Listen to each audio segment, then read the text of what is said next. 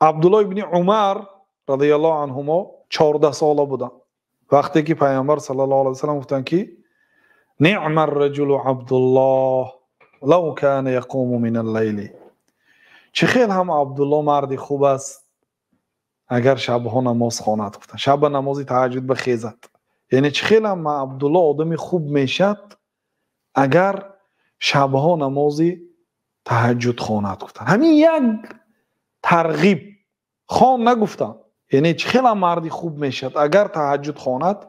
14 ساله بود وقتی که همین سخن شنید.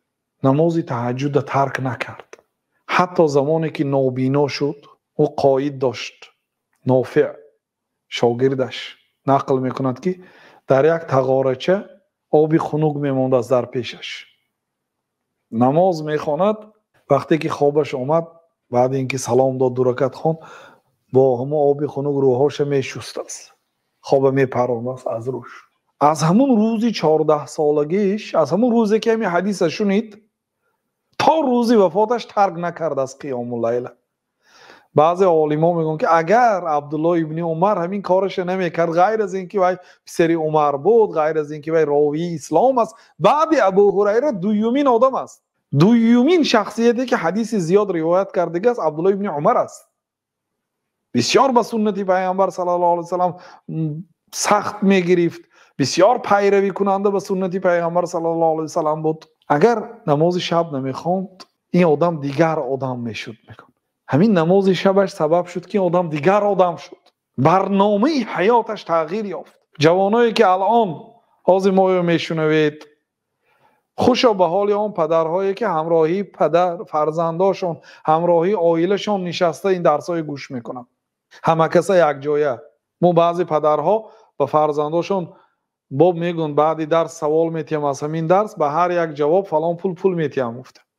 یکی از راههای تربیه فرزند صحابه ها وقتی که در مسجد درس میگفتن تابعین فرزنداشون کشاله کرده میبردن. اصلا پیشینه آدم ها فرزنداشون به نزد عالم ها میبردند تا اینکه همین فرزنداشون عالمی کلان سالتر بینند. مثلا ما یک استاد دیدیم 100 ساله هست، ما در سن 30 سالگی دریافت کردیم اون استاد، یا در سن 20 سالگی دریافت کردیم.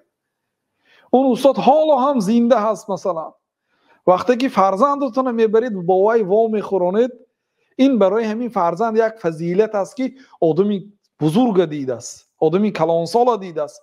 صحابه ها در مجلساشون تابعین فرزندهای خردسالشون میبردن تا اینکه از فضیلت علم بهره مند شوند.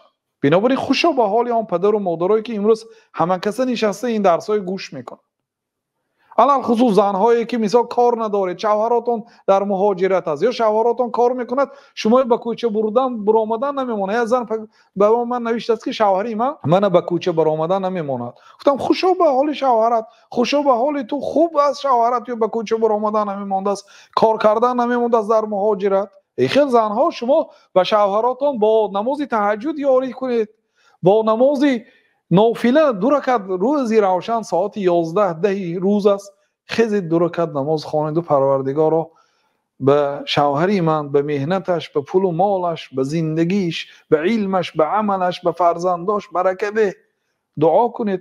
یک آدم گفت که یا رسول الله دعا کنید که من از اهل جنت شوم. پیامبر صلی الله علیه و سلم گفتن که اعنی علی ذلک بکثرة السجود، تو من به یاری ده برای این خواهشت.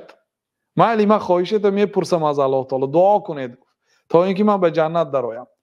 تو گفتم برای من یاری ده با بسیاری سجده زیاد کن، توی هم یاری ده به من. گفتم بنابراین زنهایی که کار نمیکنید به شوهرهاتون با نماز تهجد یاری دهید.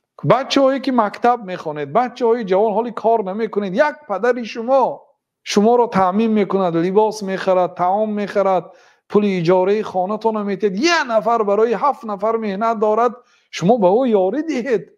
اقلا با اون تلفنی که خریده داد گناه نکنید، اقلا در حقش دعا کنید، اقلا اطاعت کنید.